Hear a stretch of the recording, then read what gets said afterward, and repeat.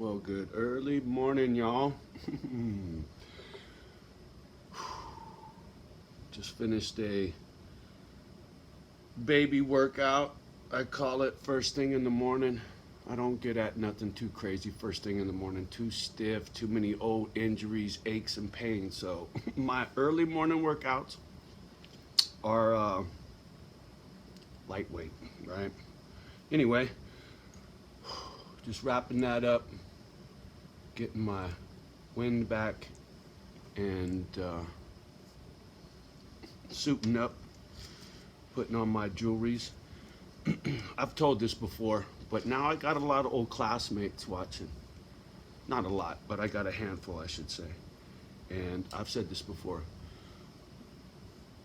A lot of people from Redwood already know, but you know, we grew up poor, and jewelry meant something to mom, and it's just something I picked up, right?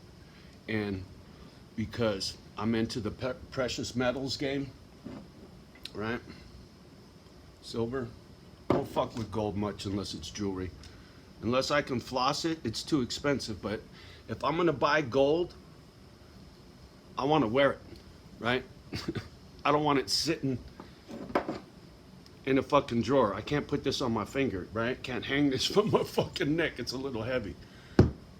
Anyway, sorry, I get distracted with my baubles, right? We came up poor, real poor, right? Welfare. Some people know what welfare is, some people don't. When I was a kid, there was no EBT card. You got food stamps. They were little pieces of paper that came in a book that you went into the grocery store with, and you tore them out and handed it to the dude.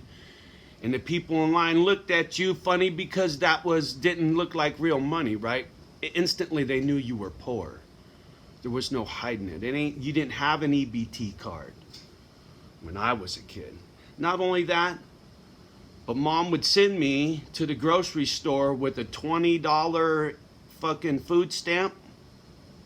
Food stamp. You understand what I'm saying? It was like a stamp you put on your envelope, but this was considered a stamp for food. Instead of for mail, it was a stamp for your fucking food. You understand? So mom would send me to the store with a food stamp. Sorry. Brings back memories, you know? With a food stamp to buy a loaf of bread, and they wouldn't give you food stamp change. They'd give you real money change, and now mom could go get cigarettes and booze. That's why we would run out of food before the end of the month, sometimes. Anyway, fuck. I don't like getting choked up anymore. But you get what you get. Fuck it. So anyway, jewelry, right? Poor. Like I said, there are people watching now that know me from back then. Most of them already know most of this shit, but some of them don't. Some of them don't know what my life was like. You know, kids that saw me in school, they didn't know the shit I lived through. Here's a little story time. Sorry, this one's gonna be tough to swallow for breakfast. But I just roll with whatever comes to mind. And because I was thinking about mom, and we lived on, I forget if it's Ash or Arch, because I lived on both. But we lived right next door to what was called Washington School, which isn't there anymore. They tore it down, put it in an old folks home on Woodside Road. So anyway, we lived on this little itty bitty dead end street in this apartment building because it was low income housing. The neighborhood I lived in was low income housing. There were a lot of regular houses. There was a lot of regular folks. But most of the folks that lived in my neighborhood were black folk because it was cheaper to live in that neighborhood, right? And that's where they would put the low income housing. So anyway, apartment building I lived in, it was probably 60-40 black and white. 60 black, 40 white in regards to the tenants in this building. No, I take that back. I think there were 8 units and there were 2 of us that were white and everybody else was black. But anyway, it doesn't matter. The point I'm trying to get at is There was a black couple. We lived in a unit here. They lived in a unit over here, and there was a walkway that went over the carports below. This is second story, sorry. Carports, we're living above the carports. They're at one end, we're at the other, right? Well, this black couple, homie had been in Vietnam, and he brought home an M1. Anybody knows what an M1 is? That's a 30-06. It's a big fucking bullet, homie. This ain't a 38. This kind of shit takes your fucking head off, and I'm gonna get to that. So if you're squeamish and violence bothers you, turn this shit off right now. I ain't fucking kidding. It's about to get nasty. So anyway, this young black couple that lived over here, homie went downstairs and banged this broad Vonda. She was the other white person. It was us and her, and everybody else was black. But anyway, Vonda, this old nasty broad down there, and I'll tell a story about her after I get done with this one, banged this black guy from upstairs. Homie's wife found out. She grabbed his fucking M1, chased him across the walkway till he got in front of our door. And our door, there was one door, and there was a door across. Gray Eyes lived there, light-skinned brother with gray eyes. Cool dude. Anyway, Gray Eyes lived across from us, and homie's girl caught up with him, and she shot him in the fucking head right in that little alcove in front of our fucking doorway. Bloods, brains, all that bullshit all over our fucking front door. I didn't live there at the time. Me and mom had beef, and I'd already gone back to the foster home. But my little brothers were still there, right? So that was my neighborhood in Redwood that I lived in. And that's just one fucking quick story. Now, this fucking broad Vonda downstairs, you know, when mom might not be around, Vonda would buy up for us. I'm talking elementary school, homie, Washington School, and Kennedy Junior High School. So we're talking 6th and 7th grade at this time in my life. 6th and 7th grade, right? All this took place. I think. Best recollection, anyway. So this broad Vonda downstairs, she was the slut, right? And she'd buy up for us sometimes, and there'd be 3 or 4 of us little hood rats hanging out at her apartment downstairs. And she was always flirting and kissing and this and that. And a couple of dudes got with it, right? And we're talking guys that were 13, 14. I don't know what her age was. She was a grown-ass woman, right? We're little kids, man. So technically speaking, that's rape on her side, right? By law, right?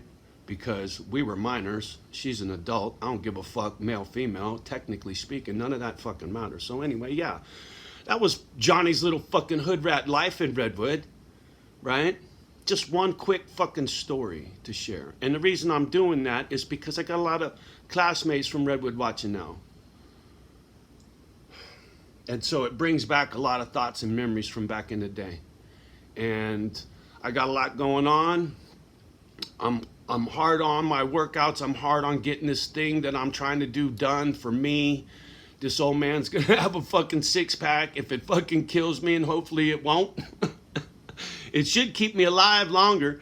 Anyway, that's part of the reason I'm doing it, right? I'm only gonna be living in Cali for another 3 or 4 months at most. So this is gonna fill that time gap. I'm gonna get in shape so when I split to where I'm going up at the Great Lakes, I'll be in shape, I'll be ready, because I got a lot of work to do to get my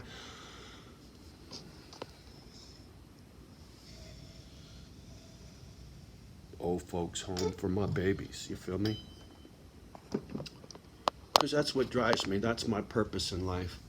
I know a lot of people don't get it. A lot of people don't understand what the fuck is wrong with me. And you know what? You don't have to. I had a long, shitty life. I got this personality type, INFJ. If you're curious, go look it up or go watch some of my INFJ videos or go see some others of your own. I don't care. But it makes you shy. It makes you an introvert. It makes you a lot of things that makes a lot of sense to me now. And I'm sure if some of my old classmates from back in the day remembered on me and looked that up, they'd be like, yep, that was John, for sure. So I get it, right? So try having this personality type, fucked up family.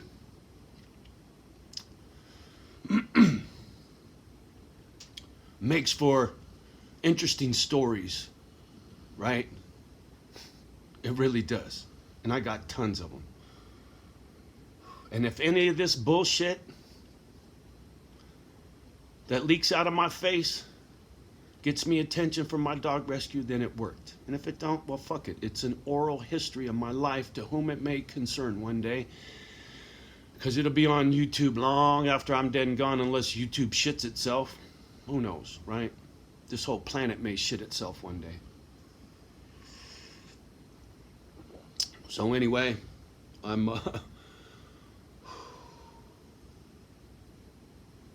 under a lot of pressure, right? I got a lot of things going on all at the same fucking time. Most of you folks, you just do your mundane bullshit life, right? Same thing over and over and over and over again, and good for you, man.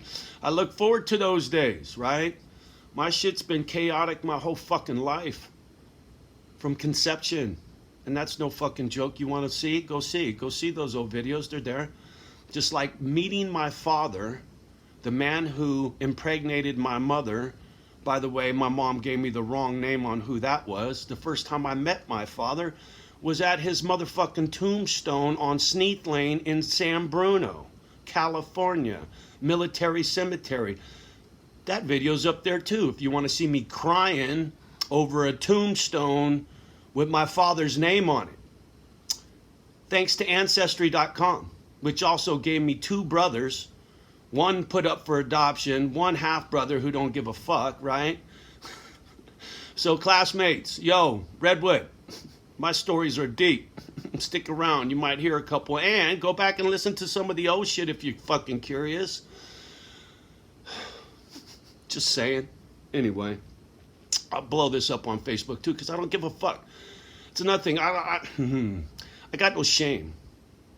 I'll say whatever the fuck I want to whoever the fuck I want, and I'll try to be polite and as respectful as possible, because that's how we're supposed to roll as human beings. Right now, I'm talking to a fucking iPad, so F you, F you, F you all day long because I can.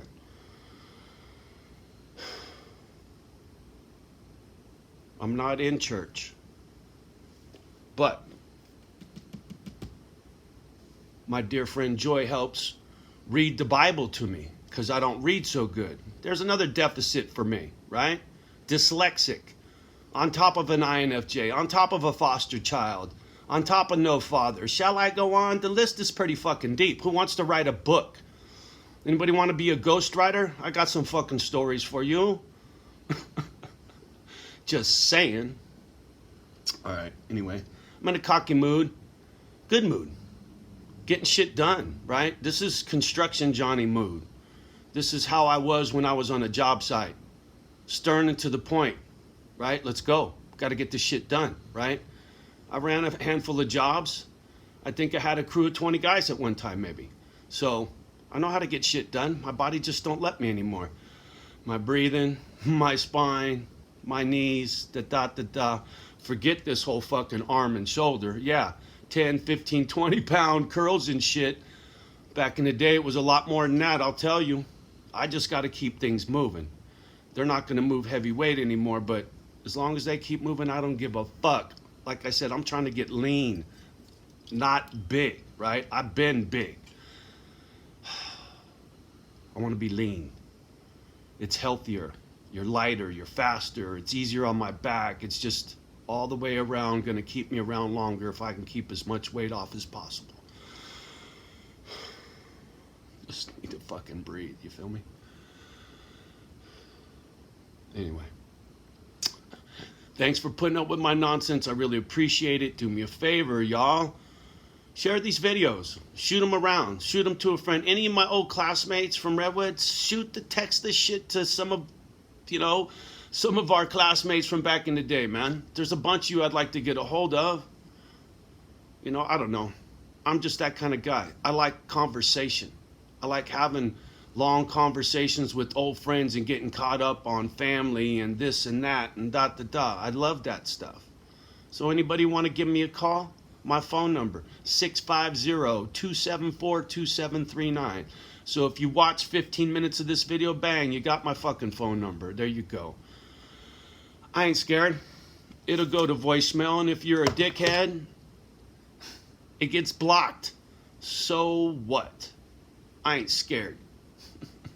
What about you? Give me a call if you want. I don't give a fuck. Are you laughing? Hey, you know all my cussing and cockiness is just whatever, right? It's the world we live in today. But where I'm at home, loving on my dogs, good conversations with old friends, smoking a fatty, doesn't get any better, right?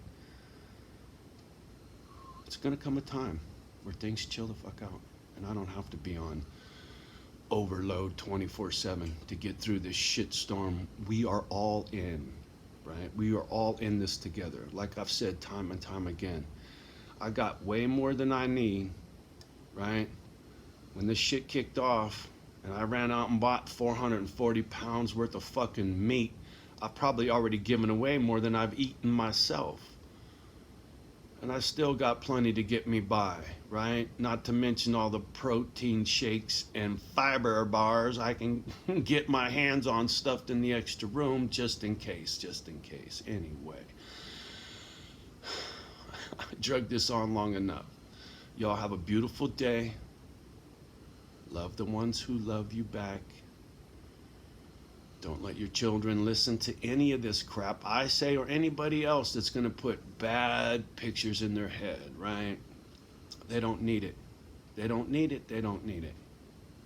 Right? I remember shit from when I was a kid. Duck and cover, nukes are coming, get under your desk. Are you fucking kidding me? Like, what the fuck is that going to do? Really? But I still remember duck and cover. These kids will remember this, believe me. So be careful what you say in front of them. Please. All right. We'll talk soon. Peace.